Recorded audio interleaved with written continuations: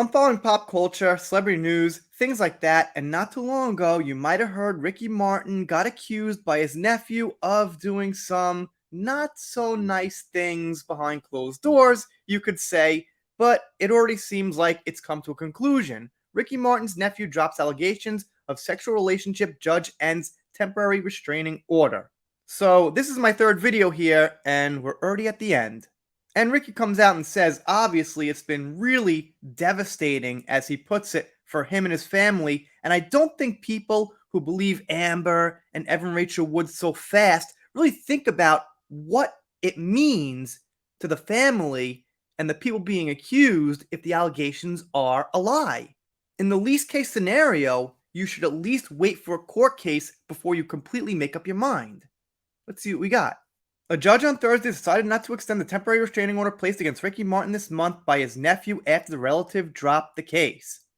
In a virtual court hearing, the nephew voluntarily desisted from moving forward and said he no longer needed the protection order, a court spokesperson told NBC. That's weird. So that's consistent with what Ricky Martin and Ricky's brother were saying, that the nephew's got a few screws loose up there. I mean, you allege something, and then like a couple of days later or a couple of weeks later, not sure exactly when it was filed, you back out. Looks like there's actually a little pattern here.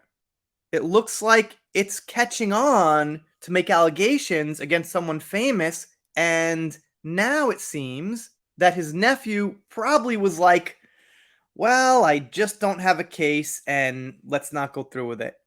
So they say here that the court hearing was not open to the press or the public, and that's when the decision was made. You know, I always think it's great to have it open to the public. That just shows everybody what's up. Media will still spin false narratives and play with words and things, but anyone who's seen the case will know the truth. And the media could easily be disproved if they tell a big enough lie, because you could just go back and watch the footage. In a video statement to NBC News after the hearing, Martin said he was unable to defend himself over the past few weeks because I was following a procedure where the law was obligating me not to talk until I was in front of the judge, the singer said. Alright, that's interesting. And that makes sense. But now the case is closed, he's speaking out to start his healing process. Martin said, "It has been devastating for me, for my family, for my friends. I don't wish this upon anybody."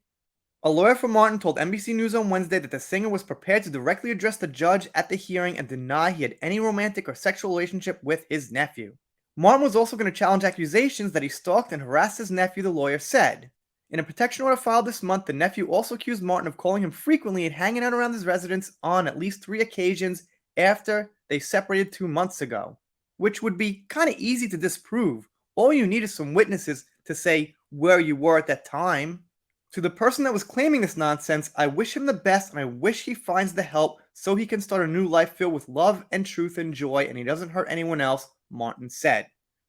So that's a pretty nice statement, actually. No bitterness, not on the surface level at least. Marty Singer, one of Martin's attorneys, previously said that the person who made this claim is struggling with deep mental health challenges. Ricky Martin has, of course, never been and would never be involved in any kind of sexual or romantic relationship with his nephew. And I think there might be some other people we know suffering with mental issues who we've seen lately accusing people. In a Facebook live stream this month, Eric Martin, one of the singer's half-brothers, also said the allegations were made by a nephew who suffers from mental health problems. Didn't know he was a half-brother. Doesn't make much of a difference, but a little technical point there. Not his brother from the same parents. Alright, just saying. On Wednesday afternoon, Puerto Rico police said in a statement that a man filed a complaint reporting he received 2 intimidating phone calls Tuesday night. While the police named the person who filed the complaint Martin's nephew, NBC News does not typically identify victims of alleged domestic abuse. Also, Ricky Martin's nephew told them that it was his decision to dismiss the claim. He didn't get any threats or anything from Ricky's side, none of that. He claims it was all his own decision.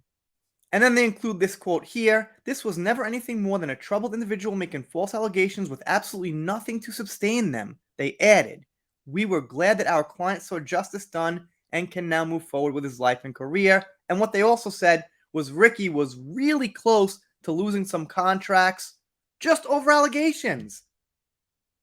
Why would he lose business contracts Someone just says, "Up, they abused me." That's it. So basically, if you're famous, anybody can come out and say that you abuse them and you lose contracts.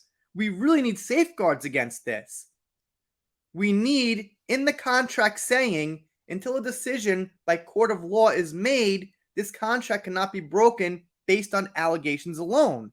It's really a wicked, terrible thing that I can't see why certain people aren't sensitive to. Imagine that. Imagine you're just going on your life and allegations pop up, they're totally false, and you just lose your job or you lose some really lucrative contracts. Sounds like a big problem to me.